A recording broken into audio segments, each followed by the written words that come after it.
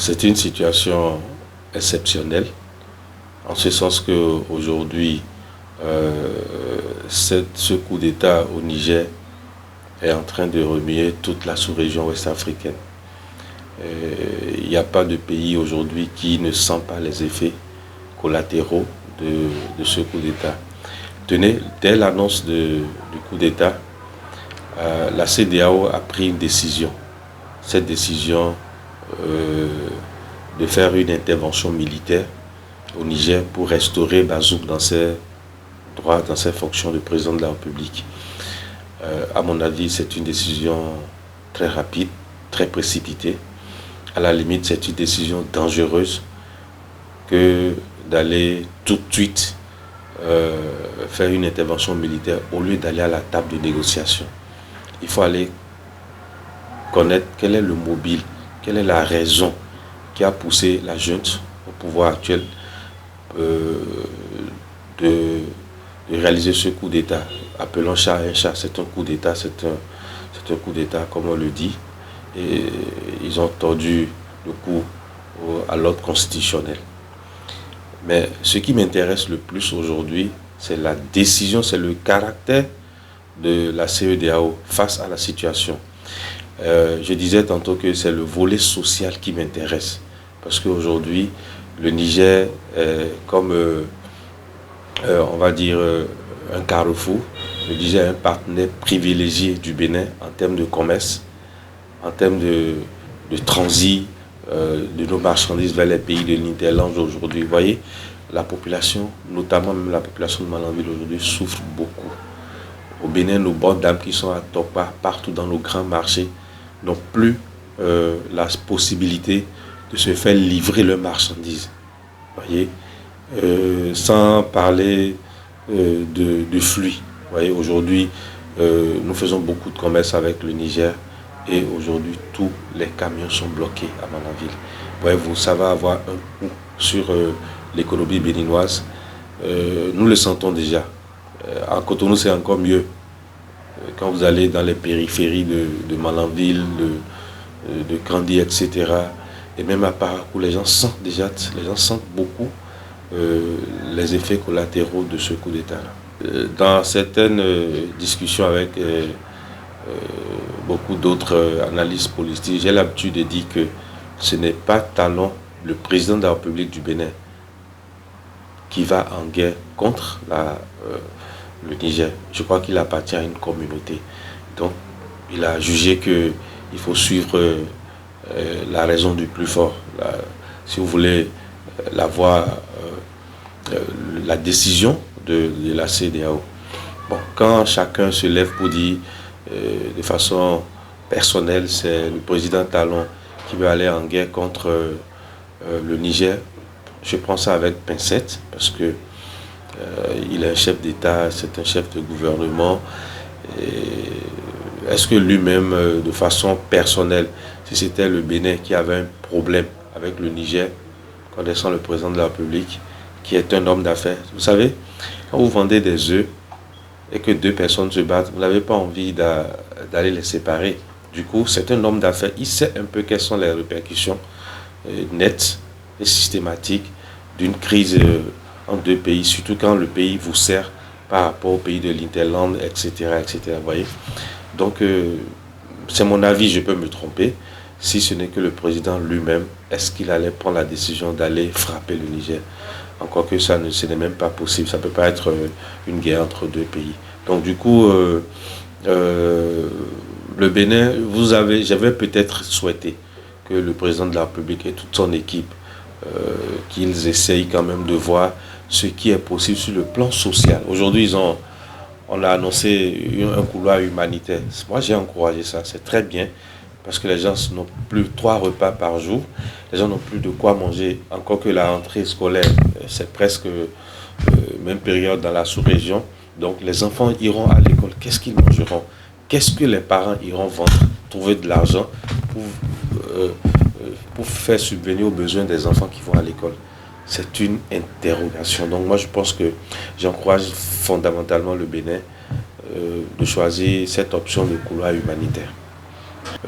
La position du Bénin par rapport à la crise au Niger, tout de suite, ça a des répercussions sur notre économie. C'est ça qu'on appelle effets collatéraux et c'est vraiment regrettable. Maintenant, je pense que les autorités au pouvoir, la junte au pouvoir, ils savent qu'ils sont là pour le peuple. Et ils ont besoin également du Bénin, autant que le Bénin a besoin d'eux. Et on dit souvent que lorsque vous êtes en colère, les premières paroles qui sortent sont dangereuses. Je pense que j'invite aussi bien les autorités du Niger que du Bénin à revenir à la raison. Et pour savoir qu'ils sont en train de travailler pour des peuples. Ils sont en train de travailler pour des hommes, des femmes qui ont décidé de les mettre à la tête de leur pays, même si eux, ils l'ont fait par coup de force. Mais c'est des gens bien avertis. Ils vont quand même trouver une solution pour revenir à la normale parce que c'est des accords entre État et État. Ce sont des accords généralement qui sont régis en fait par des normes. Donc il revient aussi au président Talon de, je sais pas, de voir un peu la copie, de foncer davantage dans la décision du couloir humanitaire. Parce qu'il faut que les camions entrent au Niger. Il faut que les camions sortent aussi du Niger. Des deux côtés, les camions sont bloqués, les gens vont manger. Moi, c'est le côté qui est mais beaucoup plus important. C'est le couloir humanitaire. La décision prise par le gouvernement du Bénin, elle est salutaire. Pas plainte, bien sûr. C'est un projet qui part du Niger jusqu'au Bénin. Mais le volet qui m'intéresse dans ce projet et dont je regrette aujourd'hui, c'est le côté social, c'est le côté emploi. Parce qu'il y a des milliers de Béninois qui ont des emplois. Aujourd'hui, si les autorités au Niger remettent en cause ce projet-là, vous voyez ce que vont devenir nos enfants qui ont étudié, qui ont été recrutés pour travailler pendant des années dans ce projet. Je crois que le président Talon aussi en est conscient. À la fin de son mandat, il fera un bilan sur le nombre d'emplois créés. Mais si aujourd'hui, la remise en cause de ce projet par les autorités du Niger, ça va donner un coup à son emploi, il a la réponse à la suite. Il pourra quand même aussi prendre une décision. Il faut devenir souple. Il ne faut pas foncer tout droit dans une décision collective. Je pense que le Niger aussi est en train de revoir un peu sa copie. Encore que le Togo aujourd'hui a compris qu'il ne faut pas aller... Vous savez, le Niger est ceinturé à des frontières communes entre le Bénin, le Burkina, etc. Donc, le Niger est un territoire stratégique pour ces pays-là. Donc, du coup, on ne peut pas négliger le Niger. Ce n'est pas possible. Le Togo a compris. Je crois qu'au Nigeria, le président Tinubu, je peux me tromper, il a aussi commencé par comprendre un peu. Mais bon, il revient également au pays, à mon pays, le Bénin, le président de la République, de ne pas chercher forcément à rester trop rigide. Je le dis parce que ce qui m'intéresse, ce n'est même pas le volet politique, le volet humanitaire, le volet social. Les enfants vont manger, les commerçants doivent rembourser leurs prêts. Vous savez, nous avons beaucoup de vivres qui quittent le Niger, qui viennent au Bénin. Ça, c'est devenu chose rare dans nos supermarchés. C'est devenu chose rare dans nos marchés. C'est devenu chose rare dans les rues. On ne trouve plus ce que nous avons l'habitude d'acheter avec notre maigre pouvoir d'achat. Je souhaite que le président de la République revoie effectivement sa copie.